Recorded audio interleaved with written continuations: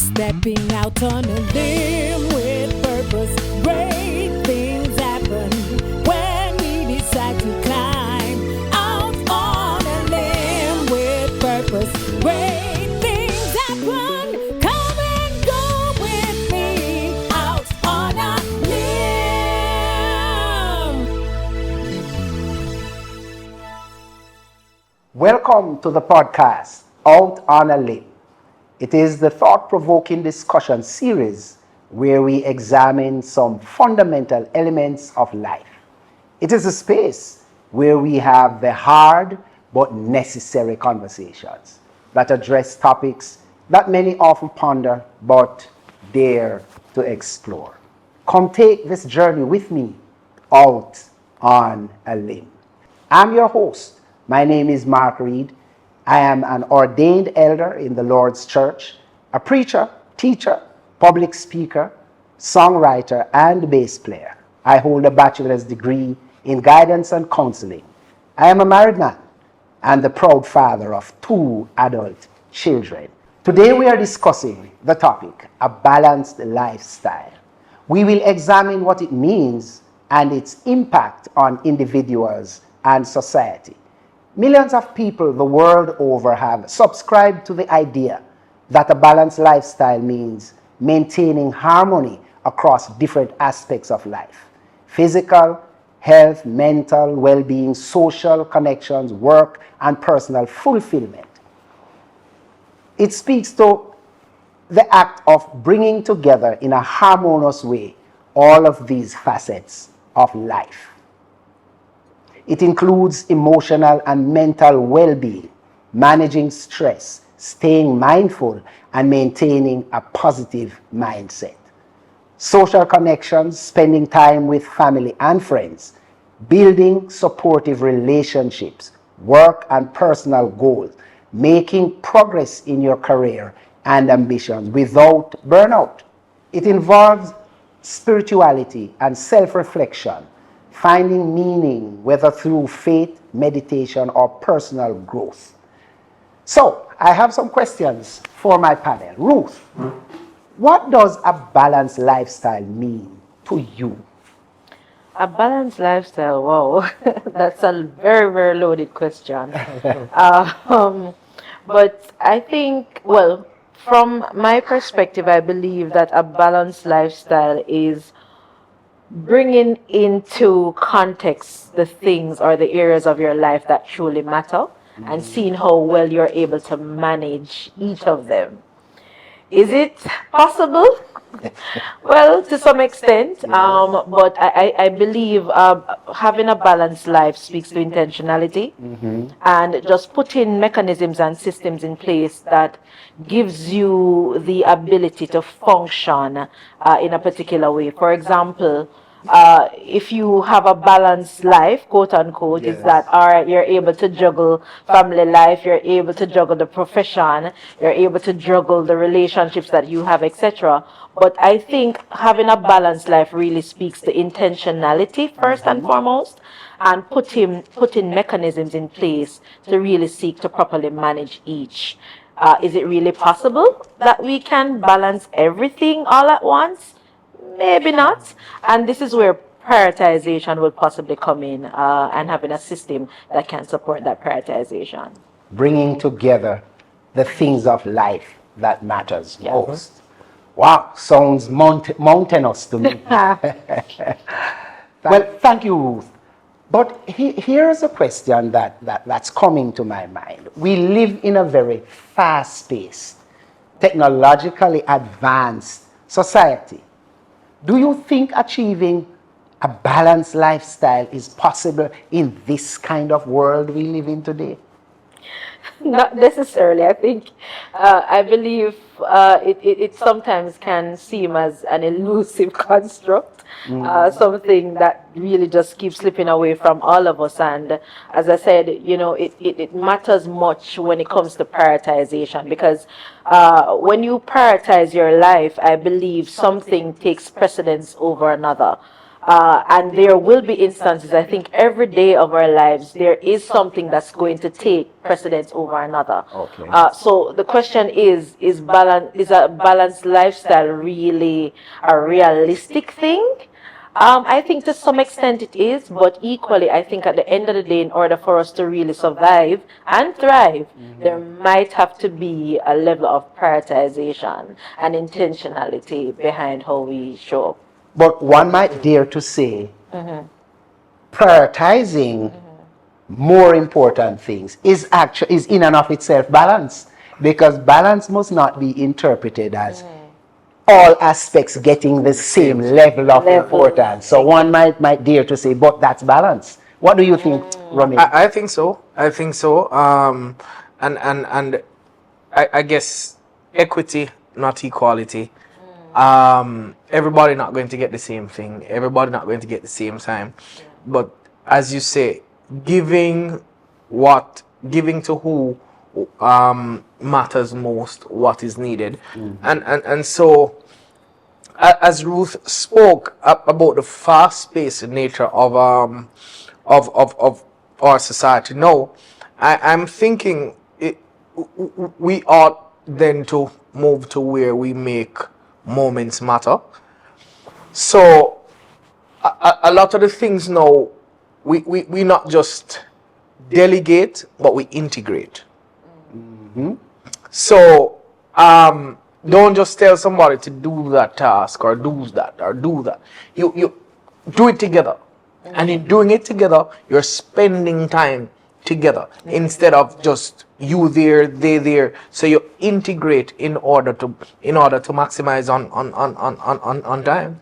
Are you saying to me that we have overstated delegation? have we? I believe so. Wow. I believe so. Because the truth is, some tasks are worth delegating, but then other tasks we can integrate. Absolutely. Okay. But again, we live in a society where, for me, sometimes delegation is a ploy to show your power. Interesting. Interesting. Some things ought not to be delegated but integrated. Let's do it together. Our world is drifting into a very individual-driven mode. Yep. And so one would say, not me, one would say, balancing the boat is an illusion. Wow. Ruth, tell me, how does a balanced lifestyle contribute to physical and mental health? Is there any correlation between the two? All right. So what balance I believe creates is stability. Because when we look at it, even from a physical perspective, when we are balanced, we're able to stand straight, right? And so in our lives, when things are quote unquote balanced, then there is less stress, there is less anxiety, there is less frustration. And so when there exists some mode or opportunity for things to sort of max out or to balance out, then what we find is that we're more at peace. Because when things are out of place now, your mind becomes troubled. You tend to worry a lot. And so when we do have a balanced life, I believe it does help our mental health. Again, anxiety is a big thing now. That's affecting a lot of people. And anxiety really is just us being very concerned about what is to come, and a lot of the things that we're anxious about might not even happen.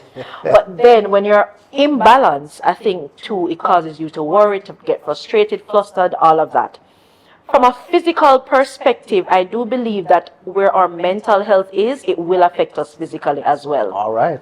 Right? And so if we're not able to balance ourselves mentally, it will translate and ultimately start affecting us physically. Gotcha. So they do go hand in hand. And so I believe for us to be able to have a peaceful life, mentally and physically, it's really putting mechanisms in place with intentionality to ensure that your life remains balanced. Because whilst we're not able to control all the elements, especially the external ones, there are things that we have within our control, and I believe we need to ensure that we put things in place to maintain that balance.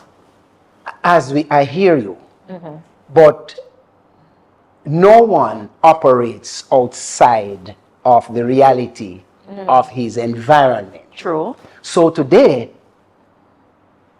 we are touched and impacted by the prevalence of social media.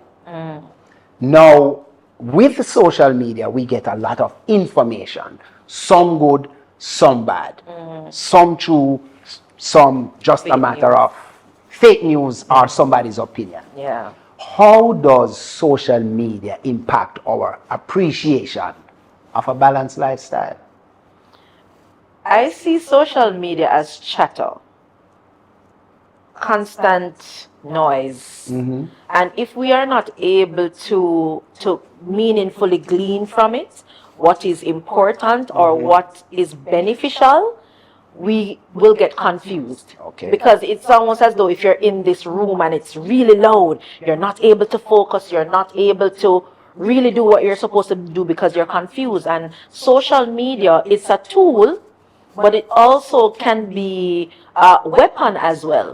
It can be a tool to bolster you to become better, to evolve, but it can also be a weapon that can kill you, confuse you, and the myriad of negativity that comes with it. Gotcha. And so we have to also be very careful in terms of what we consume, because we have the ability to control. For me, I work in digital media, so I'm always on my phone, right? Yes. But one of the things that I do is that all the apps, social media apps on my phone, with the exception of WhatsApp, that is, they all have a timer. Okay. Because I do know that sometimes you can become so consumed by just scrolling. I was shocked and very ashamed when I realized that I spent over 3 hours scrolling on TikTok one day. Wow. And when I saw that, I was like, oh my God, this will not happen to me again. Because of that, I put mechanisms in place. I put timers on all my apps. So once it gets to the 1 hour mark for a particular app, it goes dark. Meaning I can't interact with the app, I can't do anything. So you're controlling. Until the next day. So I have to, So I'm putting mechanisms to control it. Got you. Yeah. Got you. Romain, jump on in. How can individuals manage stress effectively to maintain a balanced lifestyle? All right. So for me, managing stress begins with self-awareness. You can't manage what you don't know. You can't manage what you don't know about. You can't manage what you don't know exists. All right. And I hear Ruth using a term that is important, being intentional. And so intentionality speaks to knowing what your triggers are, knowing where, when, how, why. Okay. And knowing your reaction versus your response, because they're not one and the same. Response is more reasoned, reaction is more emotional. Yeah. And so when you know what your triggers are, you are better able to respond to those triggers. If it means stepping away, and the stepping away isn't a bad thing. Sometimes, and again, the age we're living in kind of promotes these kind of back and forth thing where we feel like we must have the last word. Okay. And we must always be knitting at. See, for me, if I look at something and you say it's red, and me see green, you go into hole where you hole, and me hole where me hole. We're not meant to have a tussle about it. because that is going to lead to unnecessary argument. And for me, those kind of things bring about a certain physical reaction from me in terms of my body respond to those kind of things differently. And so knowing when to step away, knowing when to plug out. But Ray, sorry to have to jump in, but you, the example you gave, so there is a conflict in perception or perspective. You know it to be green. The person is convinced it's red. When you would have stepped away, Ruth is smiling, she knows where I'm going. When you would have stepped away, how have you helped that person? You're supposed to help. Everybody needs All to right, help. so I have one response to that. You cannot help people without first helping yourself. And sometimes helping them means stepping away, giving them time to reflect, process, introspect, and come to a conclusion. When they come to a reasoned conclusion, then we can come back and have a dialogue, a rational dialogue. Let not your good be evil spoken. That is it. And for me, Mark, one of the greatest triggers of stress is our lack of proper time management. We think we have more time than we ought. We think we have less time than we ought. And so oftentimes we underestimate or overestimate tasks. If you want me get flustered, make me feel like I don't have enough time to finish prepare when me have to prepare. It's gonna throw me off. It impacts. It's going to throw me off. And again, looking at tasks, whether home, ministry, work, you have to look at tasks and see what they require, the time they require, the resource they require, and put those preparations in place, or else you're going to be stressed because the closer you get to the deadline, you realize how far you are from completion, and that triggers anxiety. It triggers a lot of what ifs, a lot of questions, as Ruth said. A lot of the things that we think about and worry about in our they never happen. Never happen. So we must, what I'm hearing from you then is to effectively manage stress. We must analyze what the demand is. Sometimes we just get the demand and jump into action without the proper analysis. That is it. But we should analyze what the demand is, and then we can effectively respond, not react. That is it. Respond. Respond. And count the cost as well. Count the Because a lot of the times we overextend ourselves, to things that we really don't have no business dealing with. Because sometimes, we want to maintain a particular status quo or a particular persona or whatnot, but then it adds more stress to us. I think I've reached a point in my life where I said to people, boy, I have nothing more to prove. I have nothing more to prove to anybody. The only person I want to prove, and you really can't prove anything to God, but if I'm supposed to attempt to do it, it must be to Him and Him alone. And you call that balance? I call it, well, put it this way, with God, boy, God will probably put you out on a limb. Can I tell you? And so where the balance is concerned, but He will give you peace in the process. Can I tell you? But I really think it's just our assessment and just being honest with ourselves in realizing, am I able to do this?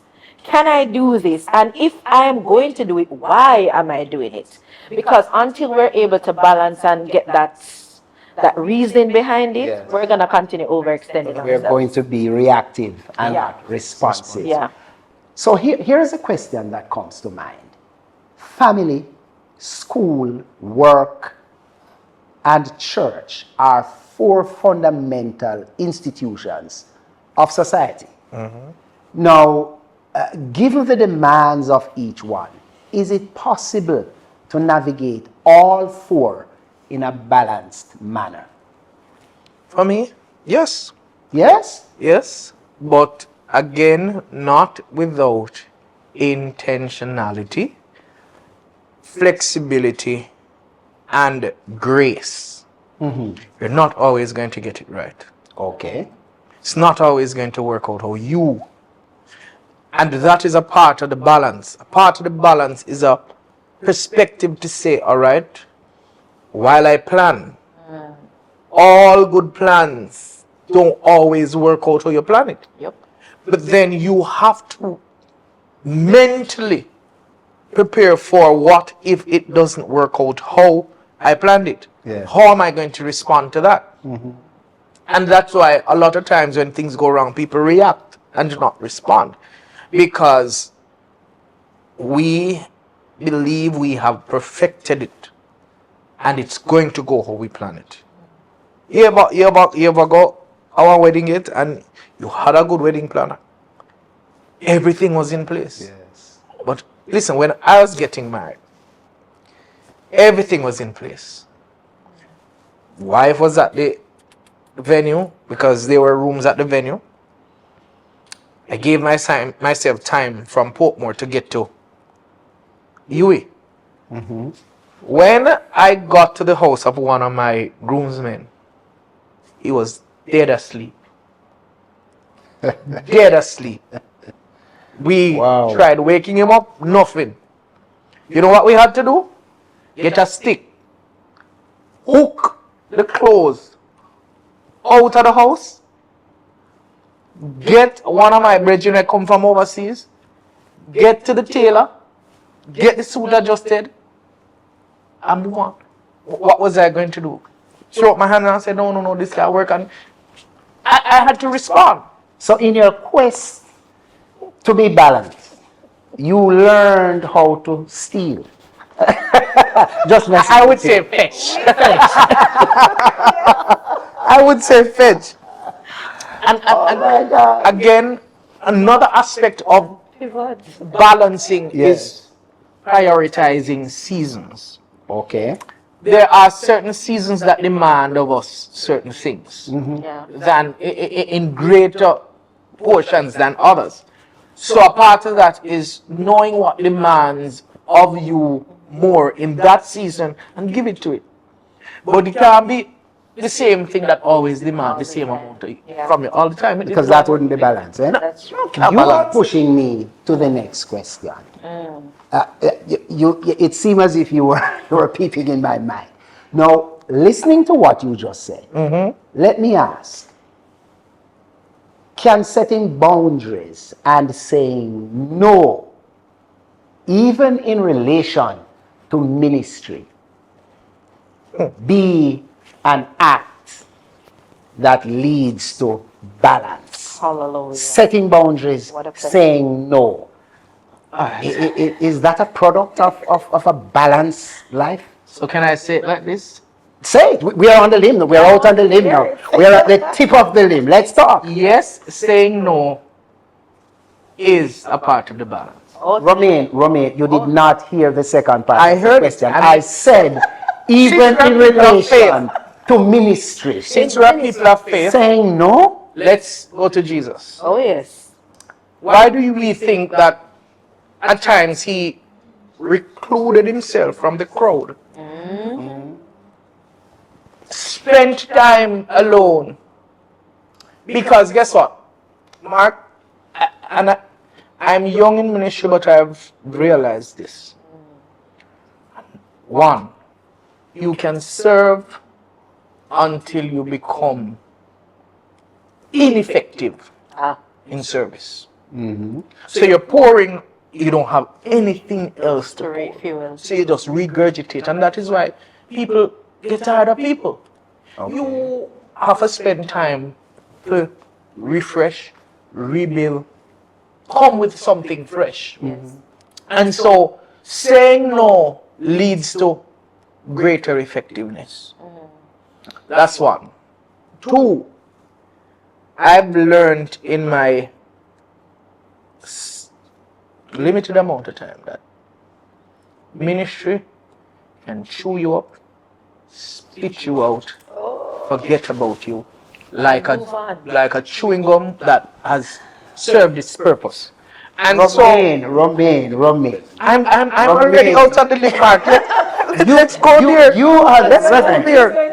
Let's go there. you are going Let's to go sit there. here and tell me and this wonderful audience that there comes a time when the best thing to do is to say no Oh yes. and to take yourself away from a ministry opportunity because you have decided that this is not this is taking me out of balance. All right. You're sure you want to say that? So let's go to another dimension. Saying no to a ministry opportunity is saying yes to another ministry. What ministry? Ministry to self, ministry to family. I've seen many preachers, many ministers. One of the greatest preachers, orators of the word ever. I've heard him saying, if he knew then what he knows now, it would have been different because he lost his marriage because of saying yes to ministry. Oh yeah. When his fundamental ministry at home Was his marriage. was always getting no. We are going to have a part 2 because the evangelist anointed dynamic, Ruth Lawrence, and the itinerant preacher, Romain Sohan, is saying to us today that ministry can be so out of balance that it costs you your family and your marriage. And cost you your health. If that's not the tip of the limb, I don't know what is. Your health. Ladies and gentlemen, look for it, wait for it. We've got to do this. Part 2. Romain, Yes. you are a rough preacher. You are so much out on the limits that I'm willing to go even further. I've got to bring you back. That's right. Thank you so much, ladies and gentlemen, for being with us today out here on the limb. It's the space where we have the conversation, hard but necessary conversation. This conversation is for the thinkers, honest people who are not scared to come on out with us on the limb. Until next time, do have a blessed day. Join us again out on a limb. Like and subscribe. Keep it going.